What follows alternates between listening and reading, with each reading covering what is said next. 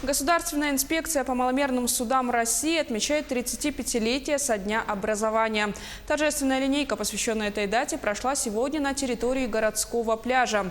На сегодня в Центре ГИМС МЧС по республике работают 195 сотрудников, в том числе 117 государственных инспекторов по маломерным судам.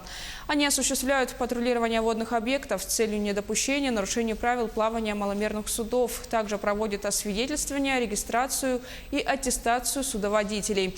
Отмечая эту знаменательную дату, руководитель ведомства отметил, что сегодня на территории республики благодаря работе их ведомства меньше стали гибнуть люди на водных объектах.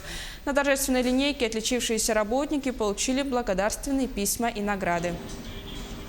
На сегодняшний день мы добились хороших показателей по снижению гибели на водных объектах, по происшествиям на водных объектах снижены показатели на 50%, по происшествиям на водных объектах на 70%, по гибели людей снижены показатели. Это достигнуто благодаря взаимодействию глав муниципальных районов, административных комиссий, общественных объединений, наших судоходных компаний, наших взаимодействующих структур, Министерства внутренних дел.